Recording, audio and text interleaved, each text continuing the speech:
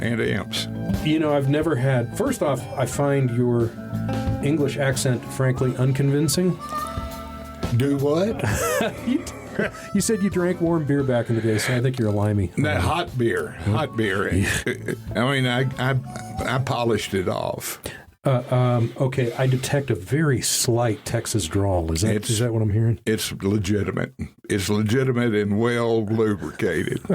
Grew up in Goose Creek, Texas. No, you did not. There's no such thing. I swear to God, it's where Humble Oil Refining Company, i.e., Exxon started. Near Houston, then? I don't know. Yeah, it's 27.2 miles east of Houston. I need more information. So I grew up in Richardson, north of Dallas. I never feel bad when somebody names a town in Texas that I've never heard of because there are 10,000 towns in Texas. Well, to give you an idea of how dynamic the population was, Gary Busey was born there. Oh, I always thought of him as an Okie. He's Texan, huh? Yeah, I didn't know. Goose Creek, Texas. Wow. It's a recovery podcast, so I somehow doubt he's listening. We can say whatever we want. Well, I'm game for anything. Okay. Well, before I hit the record button, I did hit the record button. We're talking about Supro guitars, so let's make that the subject of this half hour. You and I grew up in the era of, I'm kidding, but we grew up in the era of department store guitars, Silvertone and whatnot. Well, not all that easy to get a Fender or Gibson on my budget. No, yeah. Lots of papers. I learned on a Harmony Sovereign, if I can be said to have learned. What color was it? Sunburst, weren't they all? No, they're probably natural ones. Probably red. Oh, really? Okay. You're how long sober? Well, I am going on 3 years on the 7th of this month, accused, 6 more days. My original sobriety date was June 6th, 1994. I had 26 years sober. My wife died in 38 years, died in an operation on her heart. I'm sorry. And I held on to as tight as I could to my sobriety for about 2.5, 3 months after death. And then I just went off the chart. I mean, I'm a planner, and I used to plan. I would plan exactly how much I was going to drink. And it never worked out. But anyway, I kind of overshot the mark, didn't we? Yeah, I didn't want everybody to see me buying liquor, so I would go right before the liquor stores closed here in Santa Fe, and I'd buy 7 or 8 fifths of Jack Daniels at a time. That was supposed to last me a month, but you know the story. Yeah, maybe 2 weeks, maybe a week. Yeah, once I got into recovery, I heard that I was not alone in doing things like what you just said, or going to the left side of the street on Monday, Wednesday, and Friday, and the right side of the street liquor stores on Tuesdays and Thursdays, because we didn't want the kid behind the counter reading a comic book to know that we were buying liquor in a place that did nothing but sell liquor. My thinking was not great. Yeah. Well, in the early 90s, we lived downtown Austin on 6th Street. I had 3 liquor stores within a block and a half of me. Of course. And I would stop by them in rotation and buy 1/2 pint of Jack Daniels a day. I'd go home. I had a fifth of Jack Daniels in the cupboard. And I would empty that into a drink, and I would take that 1/2 pint and put it back at the level in the fifth. And then I'd drink that, and then I'd always leave a little bit of bourbon in that 1/2 pint, and I'd leave it in the dumpster for old Charlie. A old guy named Charlie lived in our dumpster. You actually knew Charlie, okay. Oh, he ran for mayor in Austin. Or at least he talked about it. Well, I think we've got a segment for our teaser for this episode. So what I'm hearing in there, you didn't say it, but I heard it, so I'll allow for that, was shame. When you were talking about coming in the last 2 minutes of the thing, I was very ashamed in my drinking and drugging days, very ashamed, and very much a hider. Was that part of your story, especially in this? Oh, absolutely. Before you got your new 3-year absolutely stretch. And you know what made it so much easier for me to fall out of grace on that 3.5 month period is COVID. I mean, I was hibernating in my dwelling. I didn't talk to anybody. I had all my meals delivered, and it was real easy to hide. Yeah. Oh, I see. And we were all staying away from each other anyway. Yeah, and I'd after dark, I'd sneak the empty bottles out and put them in the garbage dumpster behind our place. Dumpsters and I have a long tradition of alcohol. Drew, I was in a department store a year ago, and I saw a very specific wastebasket garbage can, an indoor bedroom size, and I looked at it and I got chills because that was mine, if you know what I mean. Empty that thing 10 billion times. There is an air conditioning unit in Richardson, Texas, in a backyard where the grass probably still won't grow next to it because I barfed on that side. I had my little leaning spot before I hit the hay. Yeah. I'm a fan of routine and system as well. It sounds like you may have a little bit of that. Planner. Planner, you said. I'm so glad you came back and you stayed for a lot of reasons, but one is our friendship. Yes, indeed. So thank you for that, and talk me through that. The unspeakable pain of losing your wife, a few months of alcoholic drinking during COVID in your little hidey hole, and you were able to get meals delivered and so on. So why isn't that the end of the story? That's not the end of the story, because I had enough big book program in me to know that what I was doing was wrong, and it was really self-destructive. When I'm loaded, I make the worst decisions anybody ever dreamed. Go on. Well, I'll give you an example. May I? Yeah, go. Okay, this was in 1970. My mother had just gotten a brand new Buick, and I wanted to go up and fish rainbow trout and on Bull Shoals in Arkansas and see some of my Arkansas Razorback buddies up there. So I drove up there in Mama's car, and I had called this girl down in Houston, and I was going to have a date with her a specific night and time.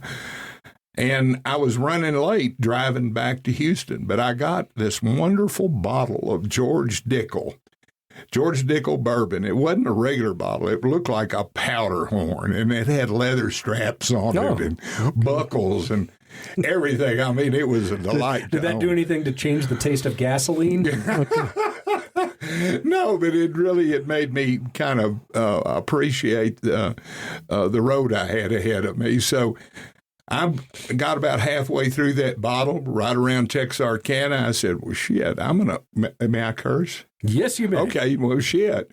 I decided to call the Highway Patrol in Texas and tell them I was a doctor on emergency call. You what?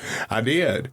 I called the Highway Patrol state troopers, said I was a doctor on emergency call on my way to Houston, Texas, and I'd be driving real fast over the Texas highways. I gave them a description of my car, the license number, and my real name, Winfield. They caught me going 80 and a 30 in Nacogdoches and put me deep into jail. Wow. And I don't know if that was the first and only hopeful time that I've been in jail. I hope I don't go again, but the jails stink. The mattresses are bad. They put me in the cell with this guy that had not been out of his cell in 9 months, waiting trial for murder. Needless to say, I got a couple of sleepless nights. But anyway, mother came up, bailed me out. She drove her car. I drove my little car, my little Mustang, back to Goose Creek. But right after we left and she got out of sight, I pulled over and got a 6-pack of beer to make the little ride home. Right. Sound familiar? It certainly does. Minus the jail stretch, that was me, and the calling ahead, and it was a landline in 1970. 1970, yeah. It was. How old was Dr. Drew in 1970? I was 22. Oh, okay, all right. Now when I go I was 24. That's plausible. Now when I go to the doctor, I'm like, are you sure this kid's old enough to? Well, I want to circle back. So sure, come back. It's COVID. You drinking? Yep. Phone call, drive to a meeting, what'd you do? And here's what happened. And my life changed in an instant. Jane was having this operation. I was waiting out in the waiting room. And this doctor came in surgical gown and said, "God?" And I said, "Yes, I am." I said, "Is Jane out of surgery now? Is she in her room? May I go see her?" He looked me right in the eye and my life changed. He said, "Will you come with me?" He said, "We got about a 5% chance of saving her."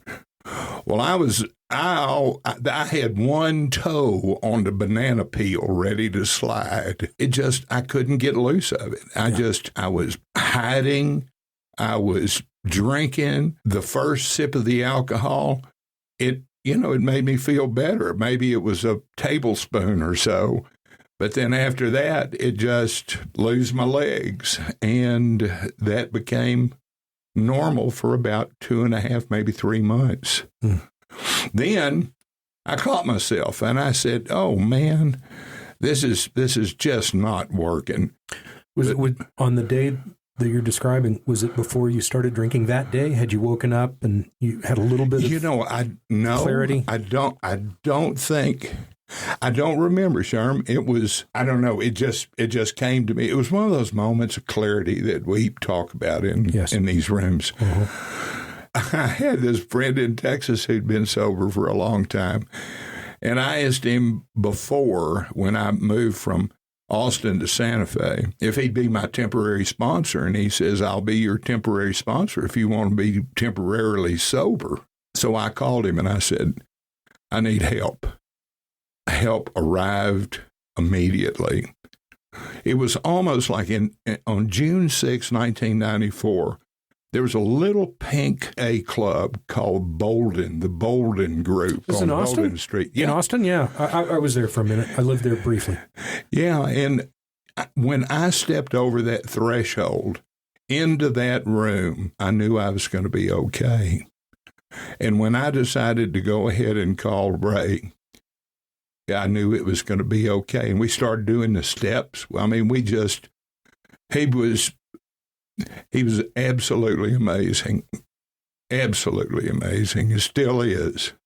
I talk to him almost every day.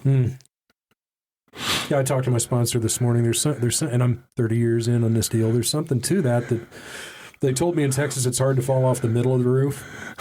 Yes, indeed. But I don't miss the drink. It's not like I look at a bar or something like that. Just like night before last, I had dinner with a lady in the bar of the Bull Ring, which I never drank in the Bull Ring. It was just I can go in places like that and it's okay. But I don't practice. It's the best steak in town, if that counts for anything. But go ahead. Yeah, and not bad Béarnaise sauce either. And I hope I get a freebie for mentioning that. I somehow think I will not. Well, you can go down on Tuesday at lunch and maybe get a free something. Okay. You and I probably grew up in Dry County, or at least Dry County era, where people would. I lived in Richardson. People would drive every place south of Oklahoma City to get to Dallas, the Walnut Hill exit, because that was the first place you could pull off. And the Buckhorn. What was the something? Anyway. Well, there was Centennial, but there were probably other. It was like the line where on one side of the street is a desert, on the other side, like Wizard of Oz, it turns into Technicolor. That's not the world in 2023. Every gas station, the grocery stores are absolutely unbelievable. Yeah, they're what? No, you can't buy a post office. Mail order, maybe. Mail order, yeah. Yes. I had a boss who was a slipper slider in recovery. I'm naive about this stuff. And he was ordering the gnarliest kind of drugs online, but they would show up like in what I would call a transistor radio. I'm sure that's not what it really was, but some electronic box with blinky things on it. He'd unscrew it and go, "Look what I bought." And I'm like, holy. Good God. When I grew up in Goose Creek. It was an oil town. It was oil drilling. There were owners or workers. They're usually a hard line. They're pretty much the same. Yeah.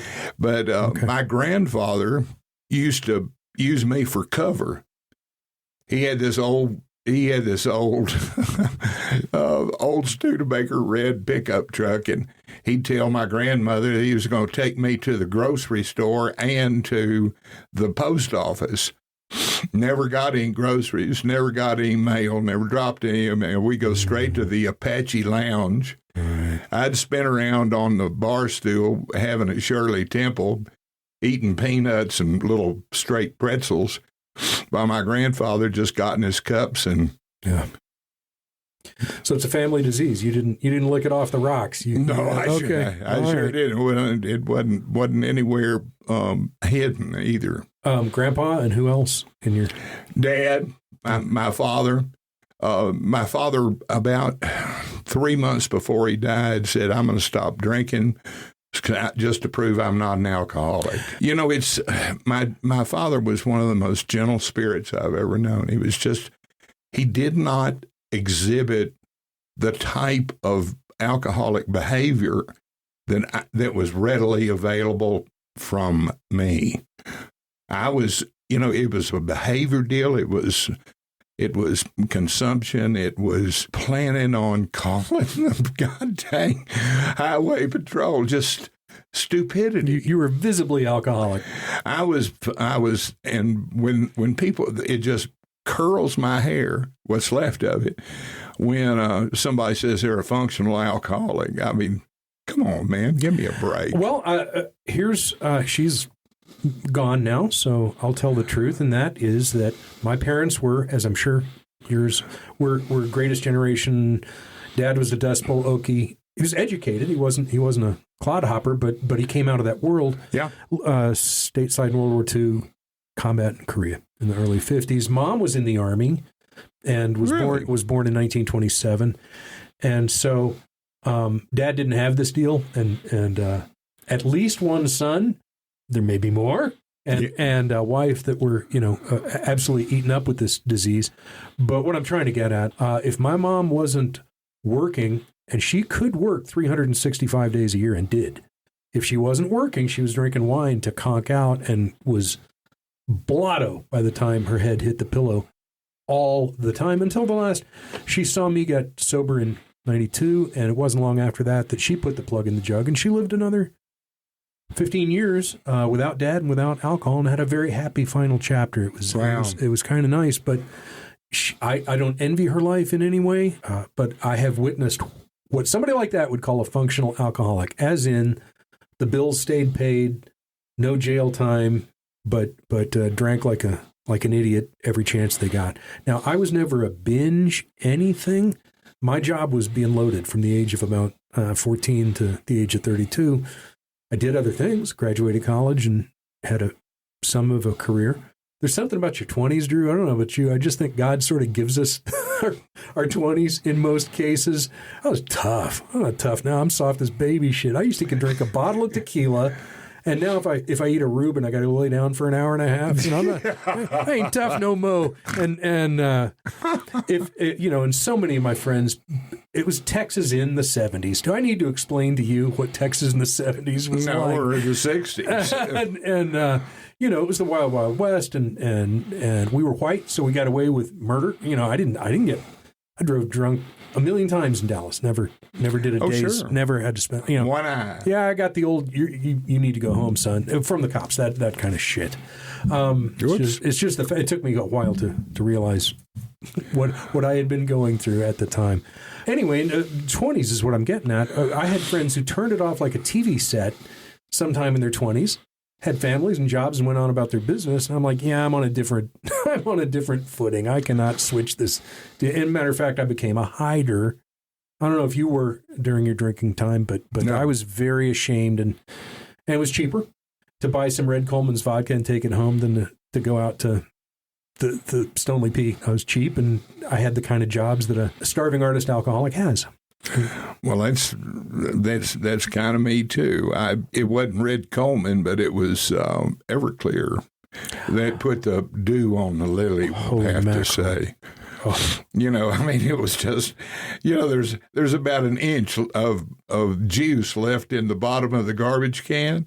You know what happens? You go right over the edge and try to lap it up. I mean, Everclear Purple Passion, and Everclear, you can strip car paint with that stuff. when I was in college, my mother sent me off to University of Arkansas with a dinner jacket and a tuxedo. That dinner jacket, the dinner jacket, the white dinner jacket, came back with me to Goose Creek in the summer after my freshman year, and it looked like tie-dye. It had purple spots and all kinds of things from doing the alligator in the middle of a Purple Passion puddle. Lord. Well, listen, we kind of jump around. That's the nature of this conversation. And so that's what it was like, and we got some of what it's like now. And your first, tour of duty in sobriety was a lot of years, would you say? 26. 26. Did it begin with an inpatient, anything like that? No. What happened? No, what happened? My therapist, of course, Jane, my wife, is a very gifted and very successful psychotherapist, family and marriage. She didn't fight fair, in other words. I was planning on leaving her. And I had this wonderful therapist that I went to. And I said, here's what I'm going to do, Kathy. These are my plans.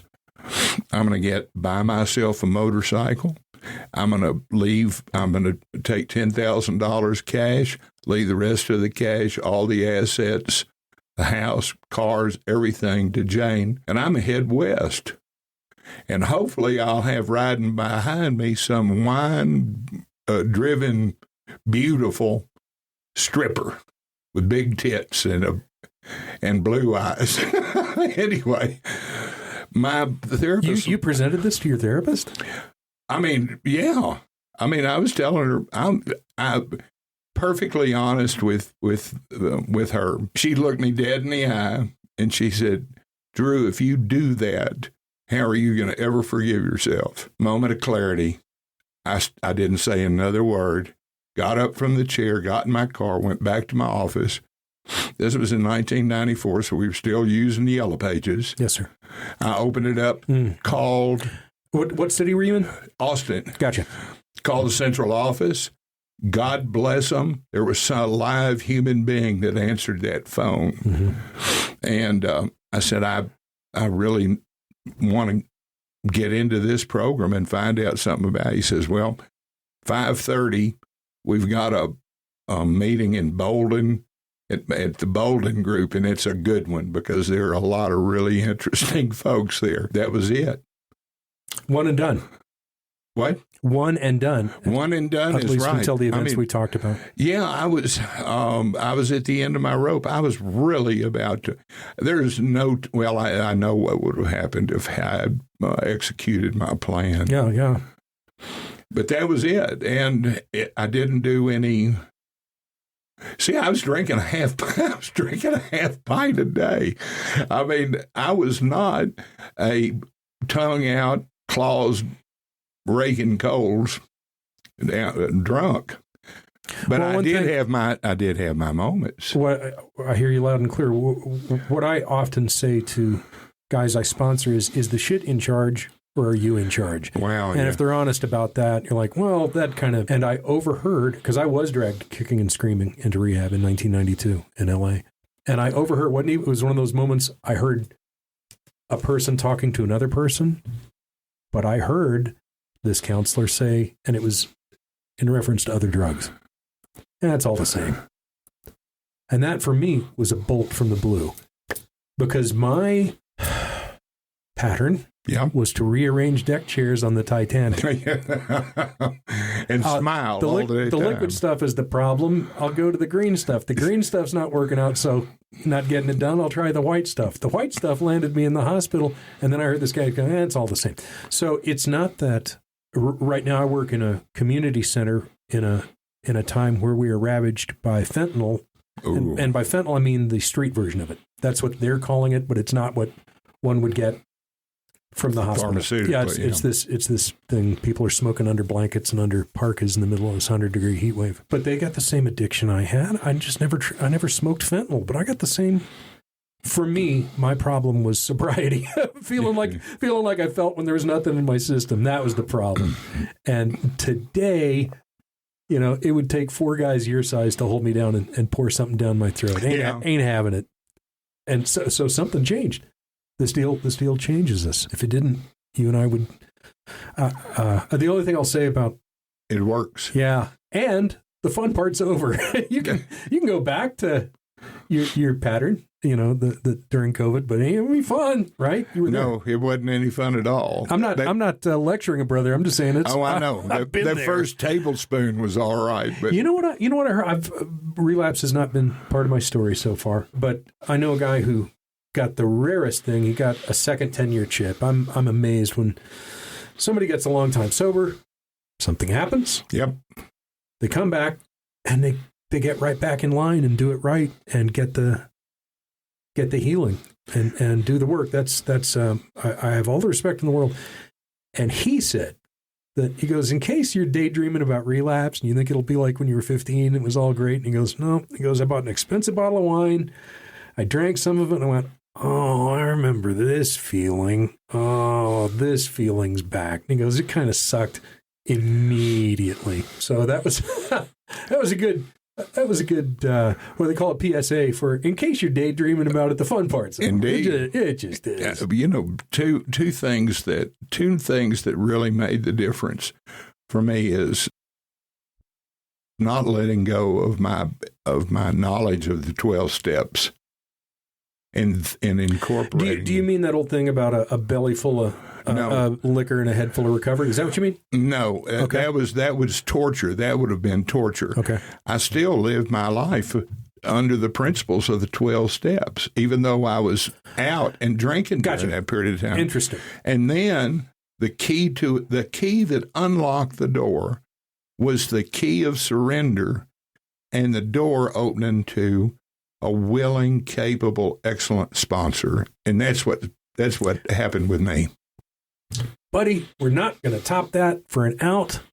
I'll drink to that. Drew, thank you for your time. I love you, buddy. I love you too, Sherman. Thanks. Oh, you got anything you want to plug? Oh, yeah. My podcast. My grandchildren, I live in New Mexico. My grandchildren call me Chili.